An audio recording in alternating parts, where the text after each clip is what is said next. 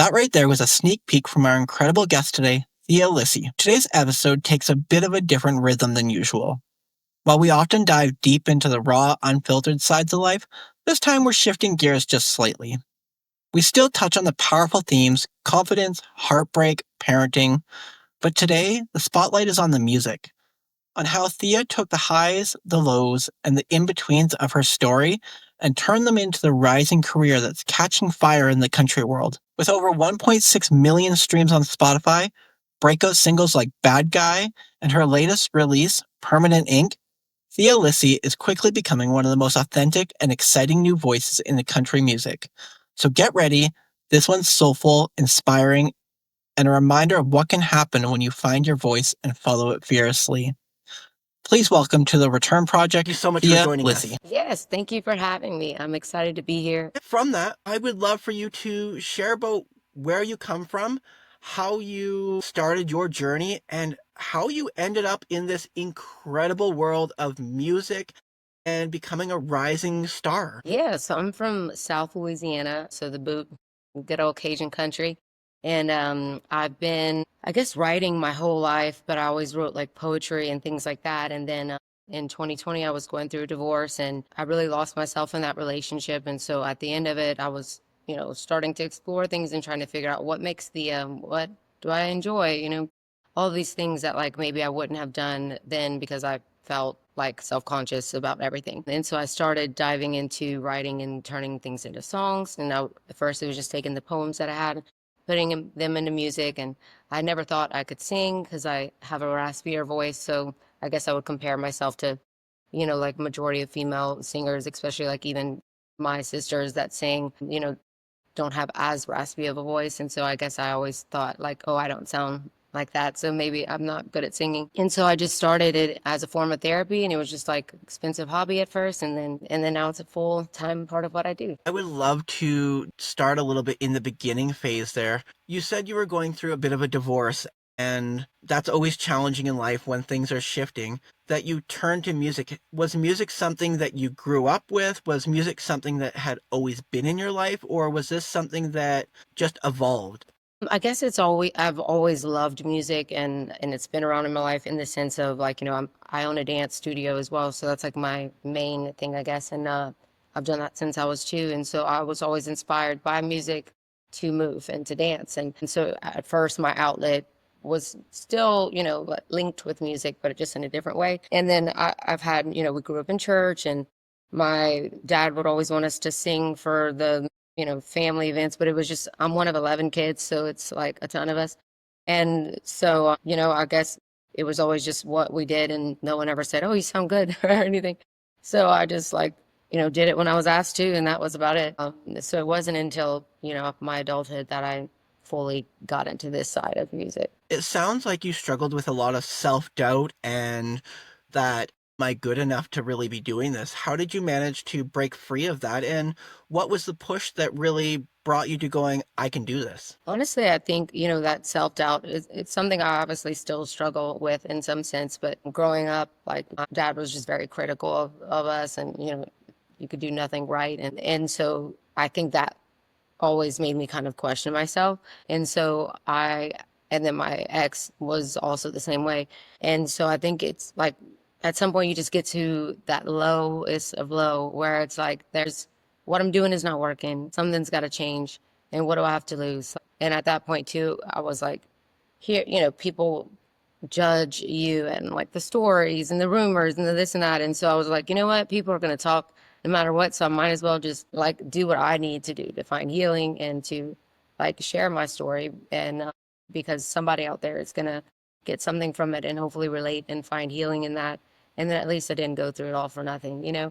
So I think that was kind of like what made me turn the page to be like, I got to change it. So when you were sitting in your what we'll call lowest of low points, how did you not get stuck there? How did you not find yourself just sitting in the mud and saying, why do any of this? Was there a moment that really uplifted you and went, I have to change, something needs to change? honestly, it was was when I started, like when the relationship side of it, you know, was when I saw how it started to impact my daughter negatively, because I think a lot of times we stay in relationships when you have a kid, even if it's not with the person that you're married to. It's like you feel like you need to stay to give them that stability, and you don't want to bring someone in their life and take them out and whatever. But whenever you realize that it's impacting them negatively more than it is positively, you know, that was a big flip for me. And then in life as a whole, I think I was just realizing that, you know, if I was beginning to be really depressed and like hate life and not want to be here anymore. And I'm like, when it gets to that point, you have to make a change, or it will literally take over. So I think that was like, there wasn't a one time instance, I don't think, you know, but it was just gradual decline that I was like, okay, if I don't change something, like now it's going to be too late. Then, as you were just saying, you threw yourself into the creative cycle of music. And you said you'd started with poetry.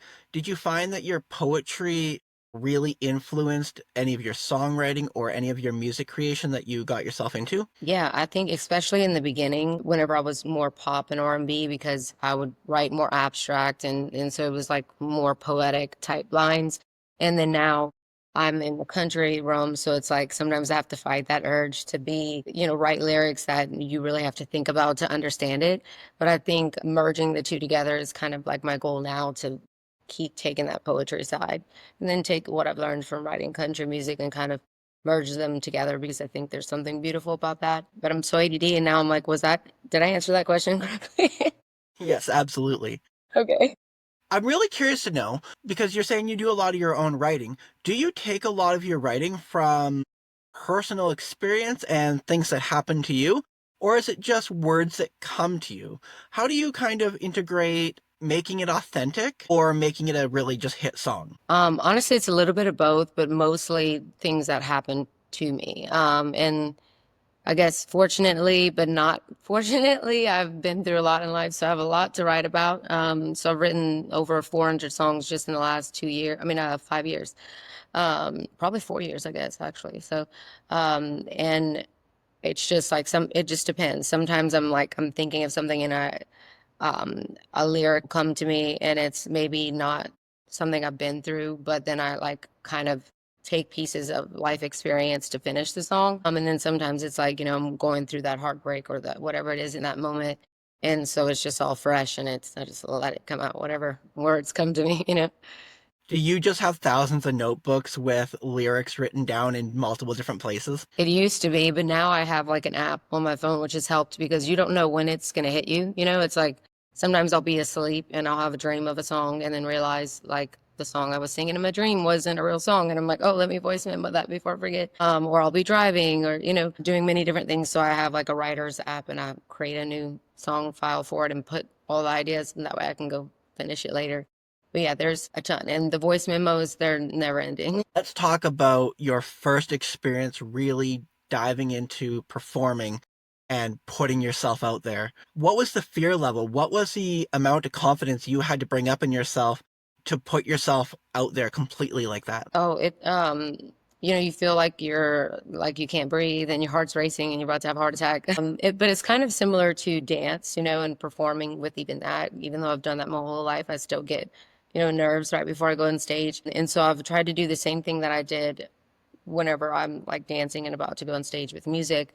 And I just have to remind myself, I'm just doing what I love, and I'm sharing my heart and my passion with people. And if I view it from that stance and not from like a competitiveness or from a need to be perfect, just from I'm a human, these people are all humans. And if I'm just real and raw in me, it will appeal to the right people, you know? And so that kind of helps me. But I remember the first time playing guitar and singing in Nashville, because I'm also new to that and have been self-taught. I was so nervous. I feel like I like couldn't even remember my name at that moment, you know, and played way too fast and, you know, all the things. But you have to get that first time out of the way, you know, and all the other firsts after that as well.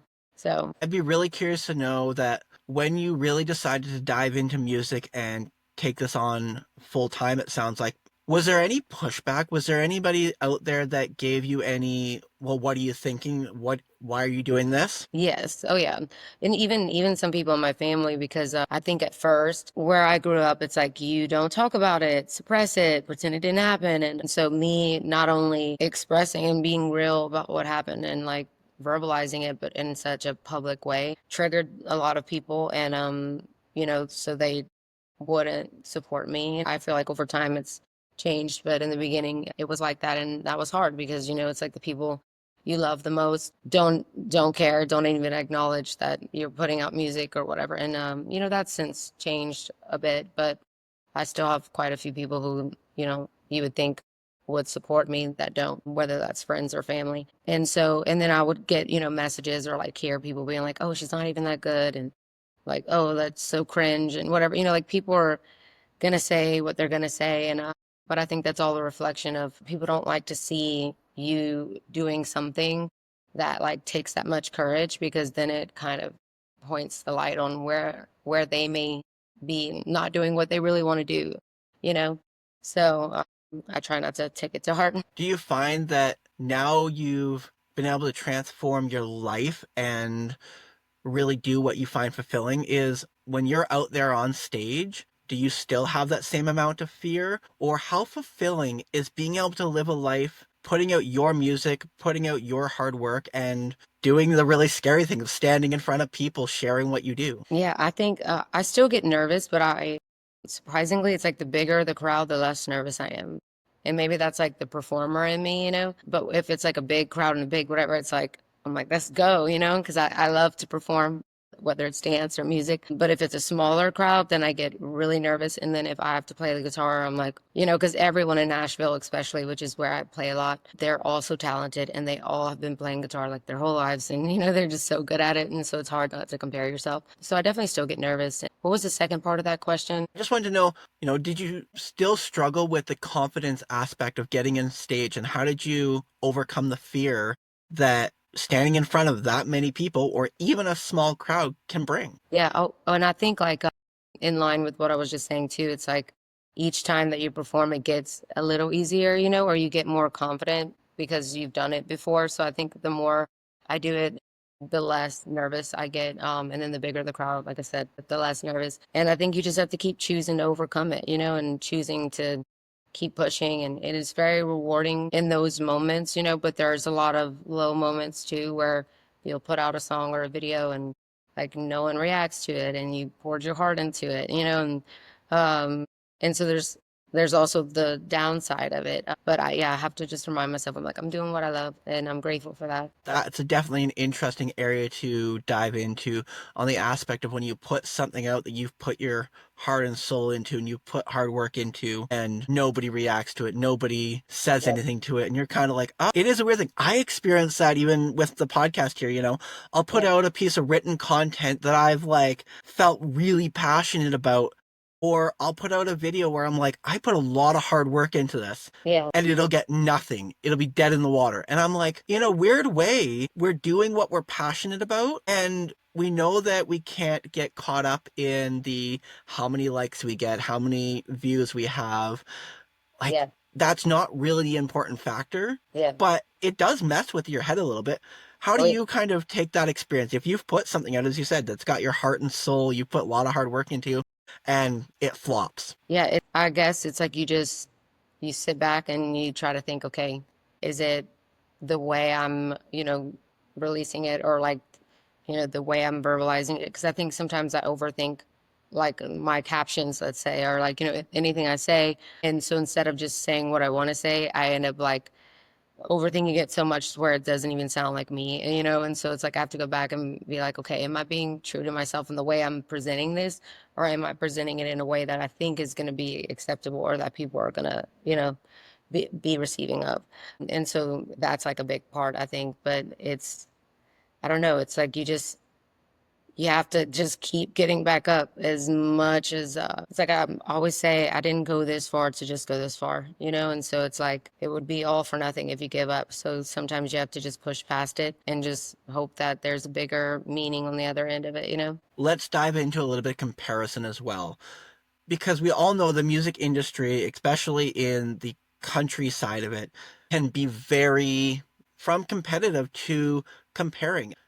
How do you not get stuck in a place of comparison, or how do you not find yourself comparing yourself to people who have been doing it for decades upon decades, or the mega stars out there? Do you ever get caught up in that space at all? I think it goes into your mind. You know, everyone has that inner dialogue, and so it can definitely affect me in some way. But I try to always change and flip that to like, what can I learn from this person? What do I like about their, like their craft or the way they're doing it, that like I can learn and grow and become a better singer, songwriter, whatever it is. Because I think if you don't flip it, then that jealousy is what it becomes. And I think that's just a trick, like a cue in that something in you has a desire for something. And like, maybe you desire to sing that way or to be at this level or whatever it is.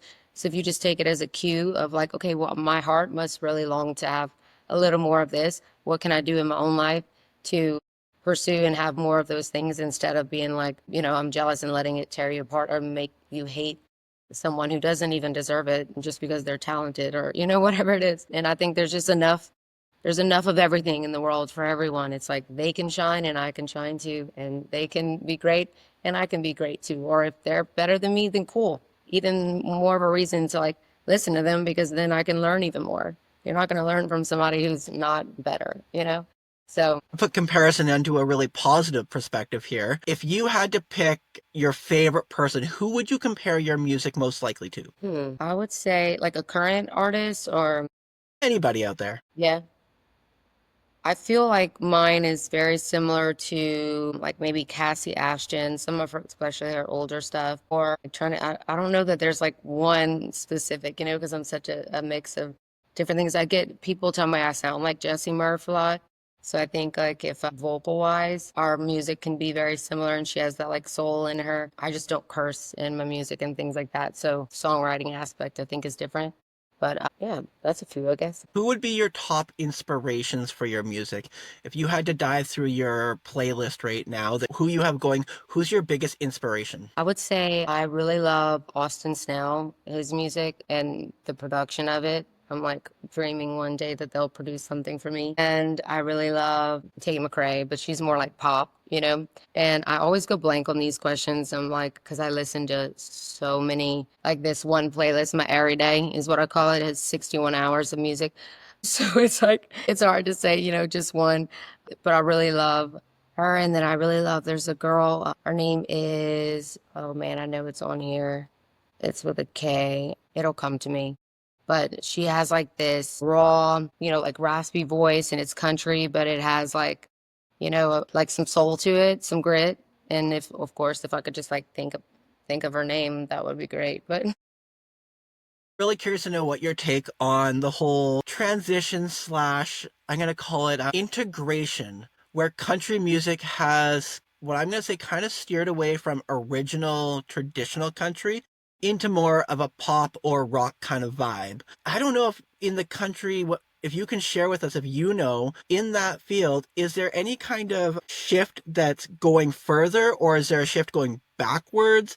How's it kind of looking in the country industry for the shifts in music? I feel like there's a little bit of both, there's those people who don't want change, and they're like fighting against that broader genre. And I can agree in some sense, because like I think true classic country is a beautiful art as well, and like there should be artists that is their thing. But I also love the mix and how people are opening up and taking out that box and that parameter and allowing themselves to create without those borders. And I feel like that's where the country pop and country rock and alternative is coming from, because people are starting to explore, which is what I do as well. And I love, because I think you should just create, and if it's good, it's good. And then they can put it in whatever box they want to when you go to distribute it. But it shouldn't, I don't believe in creating and trying to fit something into this certain mold. I feel like the best art happens and would happen if people just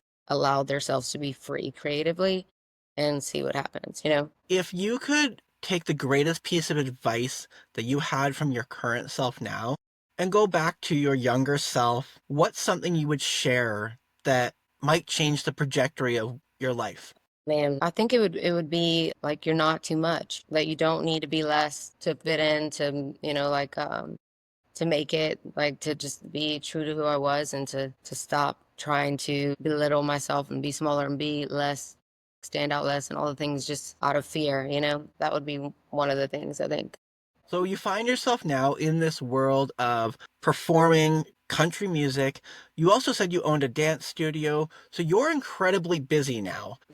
How do you manage to not let a busy schedule like that kind of get in the way of creating your passion? I guess what my question really in there is, a life like that can become busy, hectic, maybe sometimes overwhelming. I know that that can weigh on us as people. How do you not let that affect your creativity, your passion, and being able to do what you love? It's been really hard, honestly, and I'm in a transition period right now, like with all of that, because I was so burnt out, and then my burnout got burnt out, and then, and so it's hard. It's really hard to continue at pace and working as much as I was and have been. And so I think I had to really sit down and realize, okay, what is fulfilling to me? What things that I'm doing on day to day are like making me alive and making, that's always going to be the creative things for me. That's where I get excited, and so then learning to delegate things that don't need Thea. Anybody could do them, and so it's like letting go of that control, I guess, and like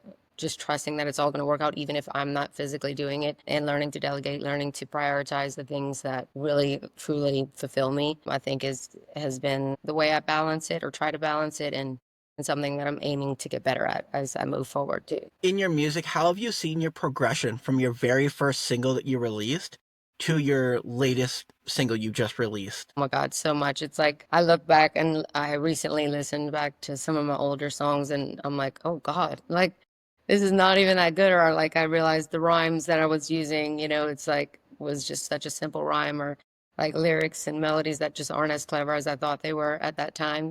And part of me is like, oh, let's maybe take that down. But at the same time, I think it's kind of cool to leave it up so that you can see your progress, but also other people can see like this person didn't start at this level. They started here. And then also there's still people who love those songs. As bad as I think they are now, it's like there's still people who listen to them and love them. So I'm like, well, can't hurt. What I will tell you is that from going through your music, your original single that you released to your newest one, which I believe is Permanent Ink, Yes, they are all great. thank you. I went through it and I went, this is really good. Like,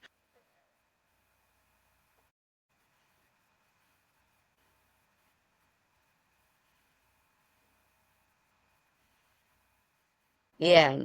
Well, thank you. I guess I'm hard on myself. It's like we're our own worst critic. So an experience to you right now that just yeah. out.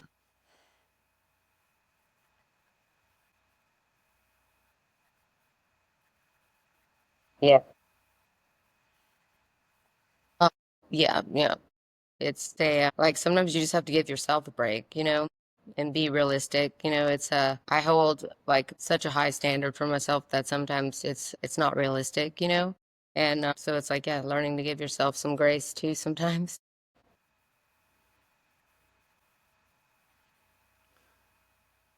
That would be a really cool experience to see your music being evolved like that as you get more traction, release more songs. Do you have anything you can share with us that might be in the works or what might be coming next? Yes, yeah, no, I'm definitely not the same person, at all. I think I've grown a lot. I've found a lot of healing since then. I was in the middle of a healing journey then, but it's like even more so now, and there's still many more layers to go in that healing journey. But I think I'm just a lot more secure in who I am as a person, and what I want from my life, and more clear on the direction I want that to be, and what I deserve, and what I'm willing to take and not willing to take. I think at that point I didn't have any boundaries, and I felt very guilty for if I ever tried to have a boundary. Whereas now um, I've learned to put those boundaries in place, and the importance of that, and to prioritize my mental health and peace, over anything else. So In full circle. And at the end of all of my conversations, I like to pose a really deep and powerful question. So the question I pose to everybody is, what man, I would say When I got to perform at Whiskey Jam at the end of last year, that was like a really big milestone and was really exciting for me. And hopefully I'll get to do it again. And then I think when Sweeter came out and like Bad Guy and then Sweeter and then Permanent Ink and just seeing how well all of those have done has been really great because up until then it like none of my songs had really done that well. And so finally having some get some traction was cool. So those were like some big moments for me in music. Beautifully said. So, Thea, thank you so much for joining us today. But before I leave everybody, I would love for you to leave our audience with where can they reach out to you and Yeah. So I recently parted ways with the label that I was signed with, so I'm fully independent now, which means I have a lot more freedom of what I can release, but it also means it's a lot more expensive. So we'll see. But I have a song called One More that is recorded, mixed, mastered, all that's ready to be released, but that one is technically still with the label. So I don't know if it, will come out, but it's the closest thing I have to a love song, I like to say. And I do love that song. And then I'm working with a producer friend that she's actually from Louisiana as well. And she's hopefully going to produce some of my unreleased songs that I've been dying to release. One of them is called Wasted On, Moving On. So that will probably be my next release, I'm thinking. But yeah. sound of yours so far. Everybody else out there can take the chance to jump on Spotify, Apple, wherever you get your latest streamings from, and check out Thea Lissi's music. Also, check out the podcast while you're at it. And thank you so much for being here. I would say it would be living life in a way that it's impacting others, but also in a way that is like true to you as a person. That is the most fulfilling, getting out of those trying to be busy in the rat race that is our society has created, and just focusing on those things that like truly excite you and make you feel fulfilled and then also can bring help to others in the world too.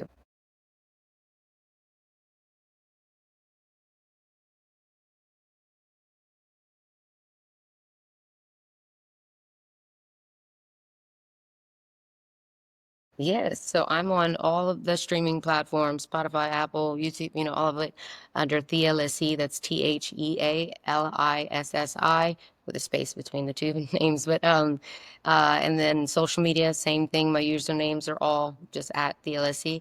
And then I have a website, thealissi.com. So anywhere in all of those places you can find me.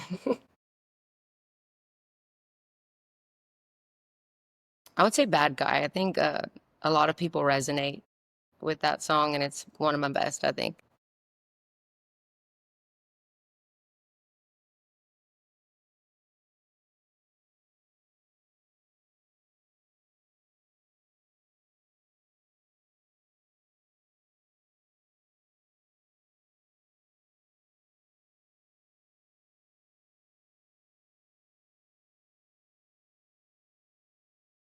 Yes, thank you. That's a wrap on today's episode. A heartfelt thank you to our guests for showing up with honesty, depth, and wisdom. And thank you for listening in. I hope something in this conversation stirred something in you, a memory, a reminder, or maybe even a return to a part of yourself that's been waiting. If you enjoyed this episode, can I ask a quick 30-second favor? Share it with someone you know, someone who might need to hear this message too. And don't forget to explore past episodes. There's so much more waiting for you there. Until next time, I'm your host, Brian White, and this is The Return Project.